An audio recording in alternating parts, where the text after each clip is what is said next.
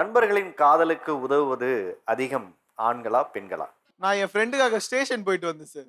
ஸ்டேஷனுக்கா? ஆமா சார். ஆ. சார் என் ஃப்ரெண்டு ரொம்ப ட்ரூவா ஒரு பொண்ண லைக் 2 இயர்ஸா ஒன் சைடா லவ் பண்றான் சார். அவன் பேர் தீவேஷ், என்னோட சைல்ட்ஹுட் பெஸ்ட் ஃப்ரெண்ட்.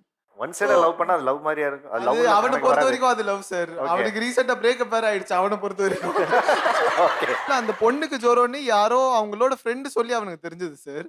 அதுக்காக ரைட் 3 மணிக்கு என்ன வீட்டுக்கு கீழ கூப்பிட்டு மச்சான் வாடா போலான்னு சொன்னான். அந்த பொண்ணு வீட்டாண்ட போனா அவங்க அப்பா பாத்துட்டாரு. சரி இவன் மாட்டிட்டு போனா பரவாயில்ல, என் ஃப்ரெண்டு கீழ தான் நிக்கிறான், அவனவே கூப்பிட்டுக்கன்னு சொல்லிட்டாரு. அவங்க அப்பா பெருசா கம்ப்ளைண்ட் பண்ணி நானும் அவனும் தேவையில்லாம ஸ்டேஷன்ல நின்னுட்டு இருந்தோம் சார். போலீஸ்னா கூட பரவாயில்ல சார், ஓரளவுக்கு தப்பிச்சிக்கலாம். ஒரு தடவை போனேன் சார், ஃப்ரெண்டு கூப்பிட்டான்ட்டு. அவனா சொன்னா இந்த மாதிரி ஒரு பொண்ணை லவ் பண்ணேன் அந்த ஒரு இடத்துல. சரி ஓகேன்ட்டு போனேன்.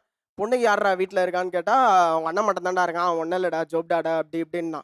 சரி நானும் நம்பி போயிட்டேன். அவன் ஜோப்டாடான்னா அவன் பார்த்தா பாகுபலி கான்குலேஷனில் வர மாதிரி அவ்வளோ ஹைட்டாகிறானுங்க எல்லாம். அவன் முடிஞ்சிச்சுன்னா அவன் கெஞ்சுறான், அழுகுறான், நான் விட்டுருங்கண்ணான்ட்டு. இவ்வளோ பெரிய கத்தி சார், குச்சி விட்டு வச்சுன்னு இருக்கான் அவன் கழுத்தில். அப்புறம் அப்படி இப்படி பேசி கெஞ்சி எழுதி இட்டுன்னு வந்துட்டோம். அதான் அந்த அவர் சொன்னார்ல, போலீஸ்னா கூட பரவாயில்ல, எங்கெல்லாம் மிஸ் ஆயிடுச்சுன்னா அவன் வேற குஷ்டு வரந்தாங்க.